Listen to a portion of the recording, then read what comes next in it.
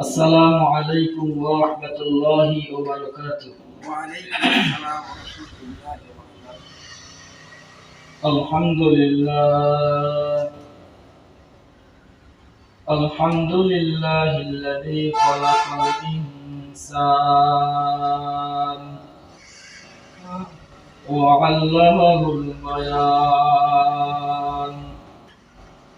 ونزل الفرقان على عبده ليكون للعالمين نذيرا ونشهد أن لا إله إلا الله وحده لا شريك له ونشهد أن سيدنا وسندنا وحبيب ربنا وطبيب قلوبنا ومولانا محمدا عبده ورسوله صلى الله تعالى عليه وعلى آله وأصحابه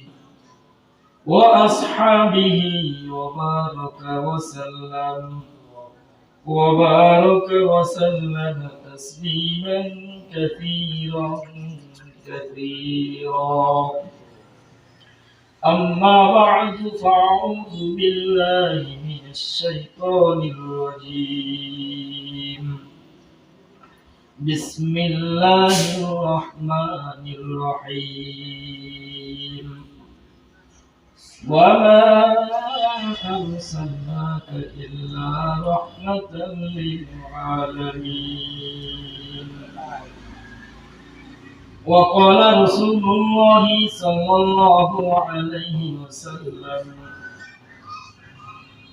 من أحب سنتي فقد أحبني ومن أحبني كان معي في الجنة أو كما قال النبي عليه الصلاة والسلام وقال تعالى في شان حبيبه إن الله وملائكته يصلون على النبي يا أيها الذين آمنوا صلوا عليه وسلموا تسليما اللهم صل على محمد وعلى آل محمد كما صليت على إبراهيم وعلى آل إبراهيم إنك حميد مجيد اللهم بارك على محمد وعلى آل محمد كما باركت على إبراهيم وعلى آل إبراهيم إنك حميد مجيد الله میکند شمس و قمر الله میکند شمس و قمر الله میکند شجر و حجر لا إله إلا الله لا إله إلا الله لا إله إلا الله لا إله إلا الله لا إله إلا الله لا إله إلا الله لا إله إلا الله لا إله إلا الله لا إله إلا الله لا إله إلا الله لا إله إلا الله لا إله إلا الله لا إله إلا الله لا إله إلا الله لا إله إلا الله لا إله illallah, la ilaha illallah, لا إله إلا الله لا إله إلا الله لا إله إلا الله لا إله إلا الله لا إله إلا الله لا إله إلا الله لا إله إلا الله لا إله إلا الله la ilaha illallah, لا إله illallah, لا إله إلا illallah, محمد رسول rasulullah. صلى الله عليه وسلم আলহামদুলিল্লাহ আল্লাহ পাকের দরবারে লাখ কোটি শুকর আল্লাহ পাক আমাদেরকে আজকে পবিত্র জুমার দিন শত ঝামেলা অসুস্থ থাকা সত্ত্বেও আল্লাহর নিজ কুদরতি বলে আমরা নিজ শক্তি বলে আসতে পারি নাই আল্লাহ নিজ কুদরতি বলে পছন্দ করে আমাদেরকে মসজিদে আসার সুযোগ করে দিয়েছেন এই জন্য শুকরিয়া আদায় করি আলহামদুলিল্লাহ। আমি আপনাদের সম্মুখে কালামুল্লাহ শরীফ থেকে একটি আয়াত এবং হাদিস রাসূল সাল্লাল্লাহু আলাইহি সাল্লামের একটি হাদিস পেশ করেছি। আয়াত এবং হাদিসের তর্জমা প্রাসঙ্গিক তাফসীর বিষয়ভিত্তিক আলোচনা করে আমি আমার কথা শেষ করব। আল্লাহ পাক কবুলকে আমাদের নিয়তে বলার এবং শোনার তৌফিক দান করুন। আমিন। মাস যেহেতু রবিউল আউয়াল মাস, এই মাসটার নাম কি? রবিউল আউয়াল মাস। ফিলহাল আরবিতে বলা হয় ফিলহাল, উপস্থিতি সম্পর্কে জ্ঞান রাখা এটাও জরুরি। যেহেতু রবিউল আউয়াল মাস, তো এই মাস সম্পর্কে মুসলমানের জানা থাকা দরকার। এটা অনেক গুরুত্বপূর্ণ মাস। এই মাসে আখিরি নবী হযরত মুহাম্মদ সাল্লাল্লাহু আলাইহি ওয়াসাল্লাম দুনিয়াতে এসেছেন, আবার এই মাসে দুনিয়া থেকে নবী বিদায় নিয়েছেন। তাহলে খুবই কি গুরুত্বপূর্ণ মাস। ওই বিষয়ে আলোচনা চলতেছিল, অর্থাৎ নবীজি সাল্লাল্লাহু আলাইহি ওয়াসাল্লামের ইন্তেকাল, জন্ম, এটাকে আরেক ভাষায় বলা হয় পুরা নবীজির জীবন বৃত্তান্ত দুইটা ভাগ করে। আরবিতে বলা হয় একটা হচ্ছে মিলাদ, একটা হচ্ছে সিরাত। মিলাদ মানে এটা ইসমে আলার সিগা আরবিতে, এটা মিলাদ মানে জন্ম। তাহলে নবীজির জন্ম এই বিষয়ে আলোচনা। আর একটা হচ্ছে সিরাত, নবীর পুরা জিন্দেগি কিভাবে চলছেন, কিভাবে খাইছেন, কিভাবে ঘুমাইছেন, সাহাবায়ে কেরামের সাথে কিভাবে আলাপ আলোচনা করছেন, উম্মত এখান থেকে কি শিখতেছে, কি করবে, নবীর থেকেই উম্মতের কিছু শেখার আছে কিনা এই বিষয়ে আলোচনা। সেটা হচ্ছে সিরাত, একটা হচ্ছে কি মিলাদ। তো আমরা আলোচনা করতে গিয়ে নবীজির জন্মের শুরু থেকে আমরা আলোচনা করতে করতে নবীজির বয়স 25 এই পর্যন্ত আসি। আমাদের কথা কি একটা স্টপ হয়েছে। আজকে আমরা বাকি 25 বছর পর থেকে যতটুকু আল্লাহ তৌফিক দেয়, সুযোগ দেয়, ততটুকু আমরা শুনবো। রাজি আছেন না ইনশাআল্লাহ? একটু গুরুত্ব দিয়ে শুনবেন, মনোযোগ শুনবেন, শুনলে অনেক কিছু শিখতে পারবেন। আমি চেষ্টা করি, আমি পড়ে আসি, আমি আপনাদের সামনে যে কথাগুলো বলি এগুলো আমি ফলা করি আসি, চেষ্টা করি মনোযোগ জরুরত ছাড়া কোনো কথা না বলার জন্য। আপনার একটু মনোযোগ দিলে আপনারা শিখতে পারবেন ইনশাআল্লাহ। এরপরে মুরব্বী তাবলীগের কিছু কথা বলবো, আমার কাছে বলছে ইনি কিছু কথা বলবো। নবীজি সাল্লাল্লাহু আলাইহি ওয়াসাল্লামের বয়স যখন 25, তখন মক্কার কুরাইশ বংশ উপাধি, মক্কার কাফির মুশরিক থেকে উপাধি নবীজিকে আল আমিন বলে ডাকতেন এবং সাদেক বলে ডাকতেন।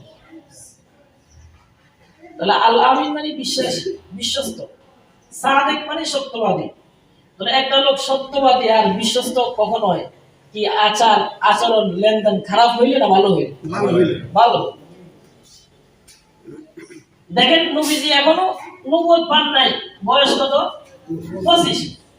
ওই সময় মক্কার কাফের মুশরিকরা একটা নকব দিছে খুশি হইয়া, কি ইনি আল আমিন, ইনি বিশ্বাসী, ইনার কাছে আমরা কথা গোপন রাখলে কথাটা গোপন থাকে, মাল গোপন রাখলে মাল থাকে, একটা গুরুত্বপূর্ণ কথা বললে ইনি এটা রাখে। আবার ইনি ধর্মের ভিতরে যে ফিতনা ফাসাদ আছে এগুলা থেকে দূর করার জন্য চেষ্টা করে, হেল্পফুল ফজল সংগঠন কায়েম করছে, বলছি না? তাহলে এই জন্য তারা উপাধি দিছে সাদেক, আর হচ্ছে আল আমিন, বিশ্বাসী। নবীজির বয়স যখন 25-এ উপনীত হলো, মক্কার কুরাইশদের পক্ষ থেকে তার উপাধি ঘোষিত হলো আল আমিন, সাদেক, বিশ্বাসী, সত্যবাদী। নবীজির 25 বছর জিন্দেগিতে আমরা যে কাবার অনুসরণ করি, কাবা শরীফ কিতাবের ইতিহাসে পাওয়া যায় এই কাবা শরীফ আজ পর্যন্ত 5 বার নির্মাণ হয়েছে। কয়বার? 5 বার। সর্বপ্রথম আল্লাহ পাক জিবরাইলকে পাঠায় বাবা আদমের মাধ্যমে কাবা শরীফকে নতুন করেন, কাবা শরীফকে নির্মাণ করেন। এরপরে নূহ আলাইহিস সালামের প্লাবনের কারণে কাবা ভেঙে ছিন্ন ভিন্ন হয়ে যায়। তখন ইব্রাহিম আলাইহিস সালামকে ফেরেশতার মাধ্যমে অবগত করলে ইব্রাহিম আলাইহিস সালাম দ্বিতীয়বার কাবা নির্মাণ করেন। তৃতীয় বছর নবীজির বয়স যখন 35, কত বছর? নবীজির বয়স যখন 35, ওই সময়ে মক্কার কাফের মুশরিক সবাই মিলে চিন্তা করলো যে কাবা শরীফটা ভেঙে যাইতেছে। এটা ওই সময় ধর্মাবলম্বী যারা ছিল তাদের জন্য একটা বড় বিষয় ছিল, যেটা আল্লাহর ঘর, সবাই সম্মান করত। ইব্রাহিম আলাইহিস সালাম যে কাবা করছেন এই কাবার উপরে ছাদ ছিল না। মুহাম্মদ সাল্লাল্লাহু আলাইহি ওয়াসাল্লাম বয়স যখন 35 হয়েছিল, মক্কার কাফের মুশরিকরা সবাই মিলে নতুন করে আবার কাবা নির্মাণ করলেন। এরপরে নবুয়তের পরে রাসূল দুনিয়াতে যাওয়ার পরে আবার দুইবার নতুন করে নির্মাণ হলো। একটা হচ্ছে আব্দুল্লাহ ইবনে আস, ভাই একজন সাহাবী, আব্দুল্লাহ নাম শুরু আছে, ওটা ভুলে গেছি। আব্দুল্লাহ ইবনে জুবাইরের শাসন আমলে আবার এই কাবা শরীফকে নতুন করে নির্মাণ করা হয়। আর পরবর্তীতে হাজ্জাজ বিন ইউসুফ, যাকে জালেম বাদশা বলতো, কিন্তু একটা কাজ করে গেছে, যে হাজ্জাজ বিন ইউসুফ আবার নতুন করে কাবাকে নবনির্বাচিত করেন। এই 5 বার কাবা শরীফ নতুন নির্মাণ হয়।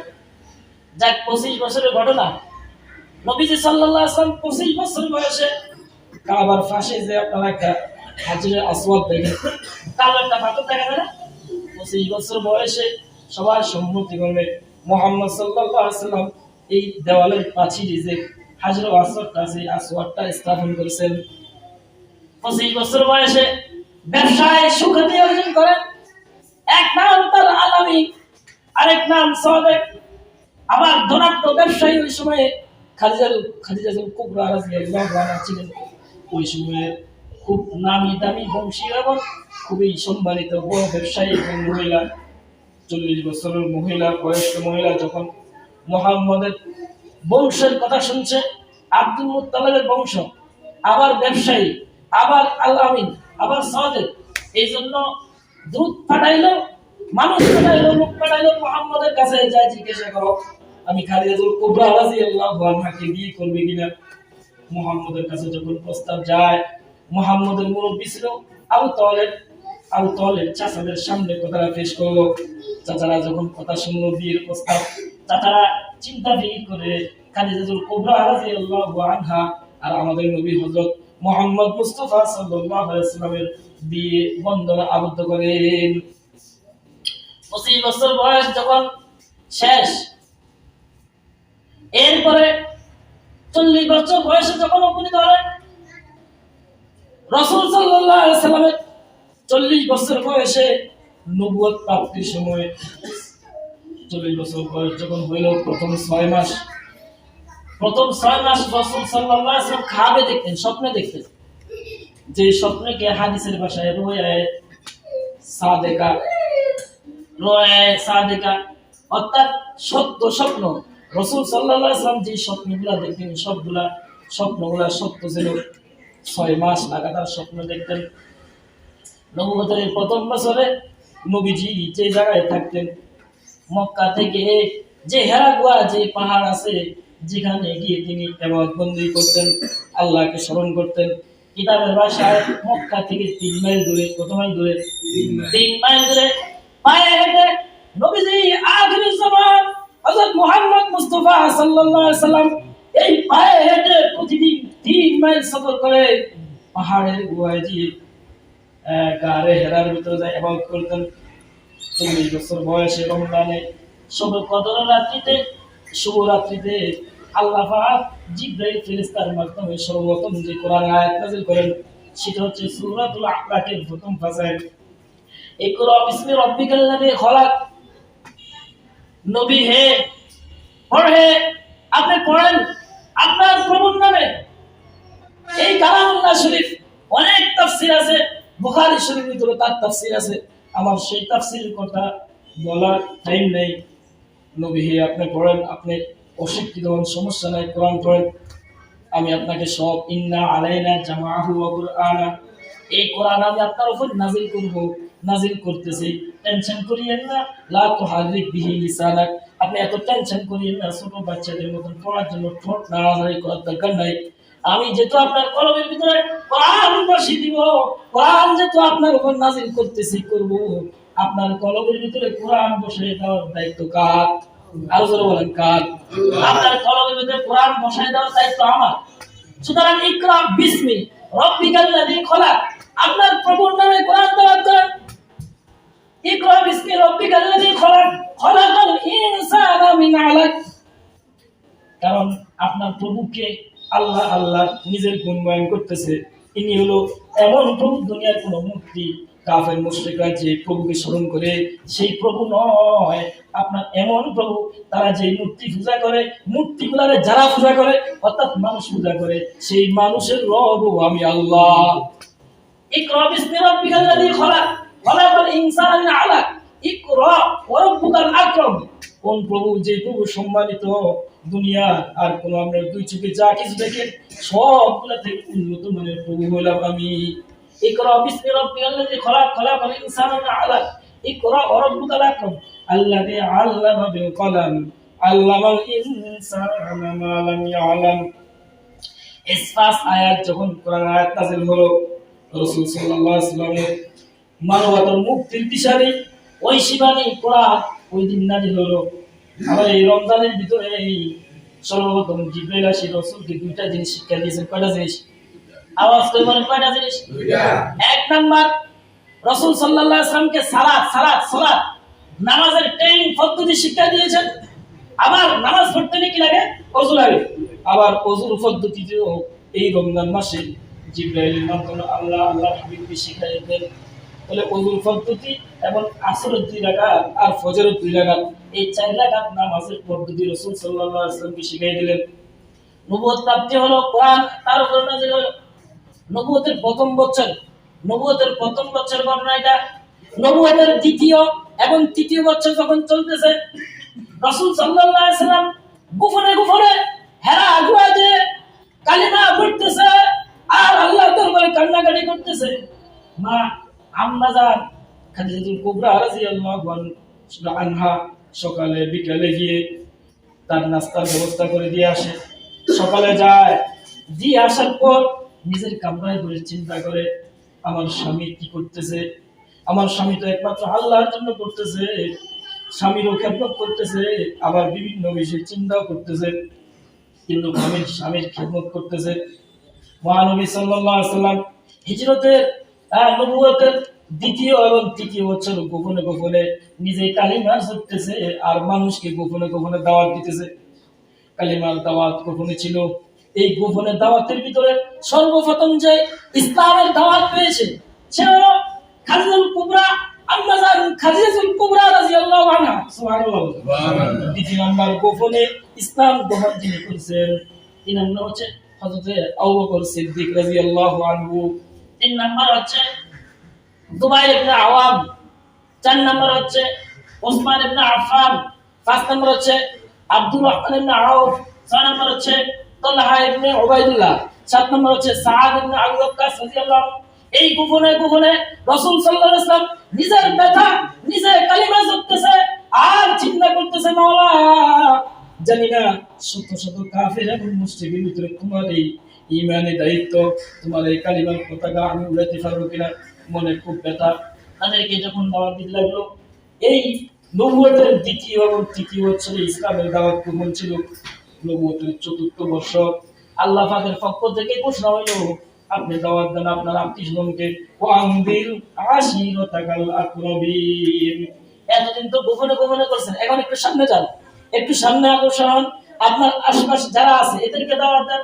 আশপাশ যখন দাওয়াত দিতে গিয়েছে, ওই যে 25 বছর বয়সে আল আমিন এবং সাদেক বলে যে শব্দ বলছে, যে বন্ধু এবং বান্ধব থাকে, যে চেহারার ভিতরে মশামাছি বসা হারাম ছিল, সবাই তার সুনাম করছে।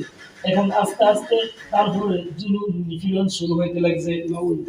যখন ইসলামের এই নবুয়তের ৪র্থ বছরে আবু তালেব মুহাম্মদের জিম্মাদারকে বলেন, মুহাম্মদের জিম্মাদারকে আবু তালেব, মুহাম্মদ সাল্লাল্লাহু আলাইহি ওয়াসাল্লামের জিম্মাদার যেহেতু আবু তালেব, এখন মুহাম্মদ সাল্লাল্লাহু আলাইহি ওয়াসাল্লাম যেহেতু নতুন করে একটা নতুন ধর্ম শুরু করছে, এই জন্য মুরব্বীর কাছে বিচার দেওয়া দরকার না, মুরব্বীর কাছে বিচার দিতে গেছে একদল, যে দেখেন আমাদের ধর্ম কি আর আপনার বাতিজা শুরু করছে কি, আপনি আপনার বাতিজাকে থামান।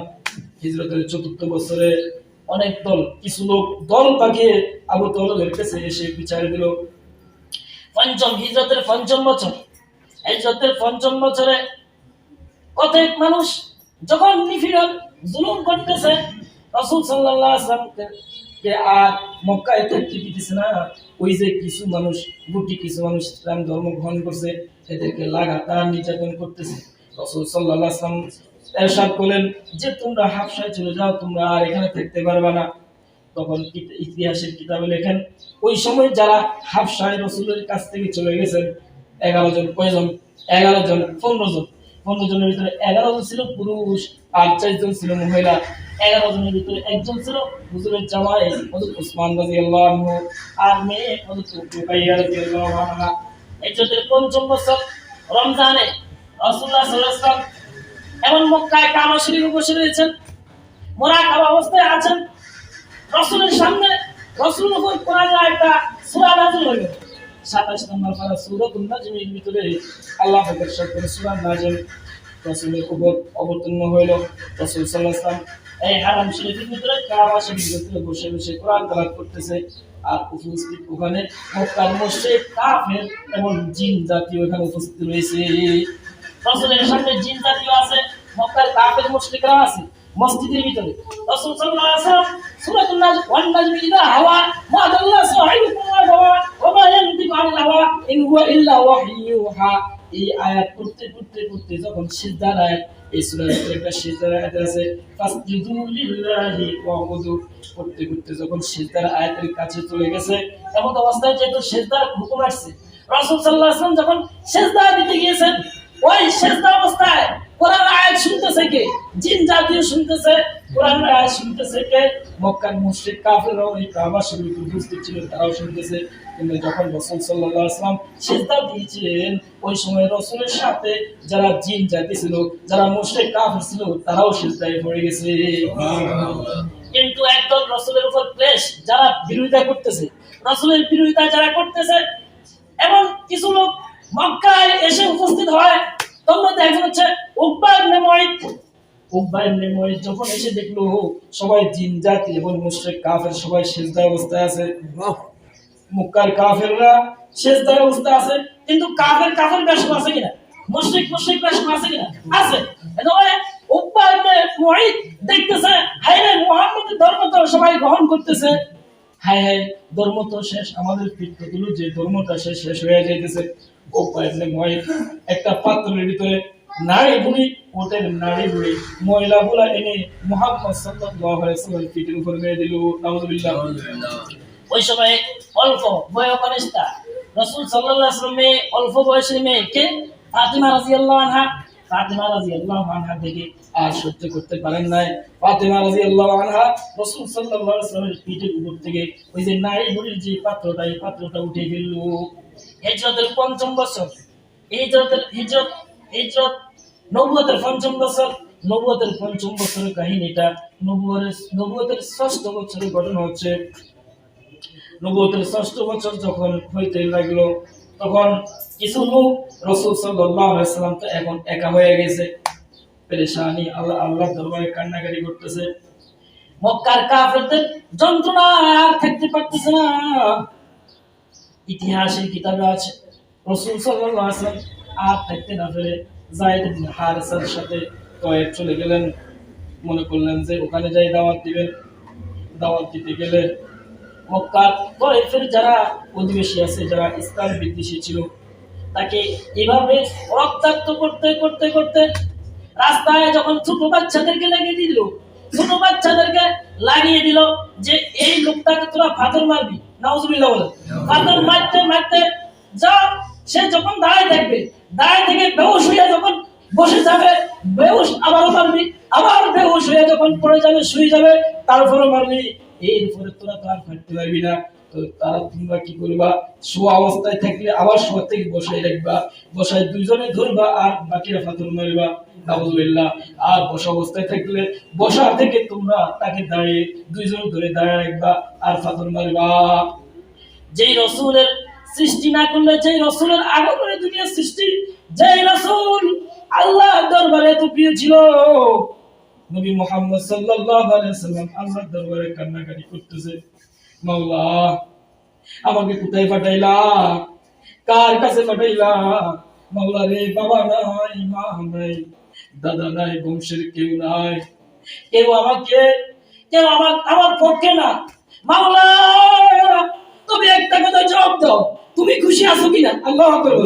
তুমি খুশি আছো কিনা? তুমি খুশি আছো কিনা? যদি তুমি খুশি থাকো আর পুরো পৃথিবীর সমস্ত মানুষ যদি আমার পাথরে পাথরে লালিত করে দেয়, কোনো টেনশন নাই, কোনো আফসোস নাই, বলো তুমি খুশি আছো কিনা? তুমি যদি খুশি থাকো, আমার কোনো টেনশন নাই, দুনিয়া থেকে আমি এই অবস্থায় বিদায় নিতে চাই। তবে মাওলা, মনে হয় যেন তুমি যে দাওয়াত নিয়ে আমাকে পাঠাইছো, সেই দাওয়াতের তরিকা আমি বুঝি নাই। ও মাওলা, মানুষকে যেভাবে খুশি করে কথা বলার দরকার, সেই ভাষা হয়তো আমার কাছে নাই। তুমি তুমি বলতেছো ইয়া আইয়ুহান নাস, তোমার কোরআনের ভিতরে নাস বলতে, আর নাস আরবি শব্দ, এখানে আলেমুল আছে। আর নাস শব্দটা ব্যাপক, এখানে হিন্দু আছে, মুসলিমও আছে, খ্রিস্টানও আছে, বৌদ্ধ আছে। আল্লাহ পাক বলার সময় বলতেছি ইয়া আইয়ুহান নাস কুলু, ইয়া আইয়ুহান নাস কুলু, হে লোক সকলে, হে হিন্দু বলো কুলু, হে খ্রিস্টান বলো কুলু। সবাইকে আল্লাহ টার্গেট করে বলেন, রাসূল তো সবাইকে টার্গেট করে বলতেছেন, এইজন্য রাসূল নিজের দুর্বলতা প্রকাশ করতেছেন। মাওলারে, হয়তো মানুষকে যেভাবে কদর করা দরকার সেভাবে কদর করতে পারি নাই। মাওলা আমার কোনো নারাজ না, আমি আমার এই লোকগুলোর উপর কোনো নারাজ না, কোনো নারাজ না, তুমিও নারাজ হইও না। তবে কমপক্ষে আমি আশাবাদী, আমাকে শিখাই দাও কোন তরজে দাওয়াত দিলে কিভাবে বললে তারা যদি ইসলাম গ্রহণ না করে, তাদের বংশ থেকে কেউ না কেউ ইসলাম ধর্ম গ্রহণ করবে। রাসূল নিজের দুর্বলতা প্রকাশ করেছেন, হায় আল্লাহ, হয়তো আমার সিস্টেম জানা নাই, আমার তোমার মানুষকে কদর করা আমার সেই পদ্ধতি জানা নাই, কিন্তু আমি নারাজ না, কিন্তু তুমি নারাজ। সুবহানাল্লাহ।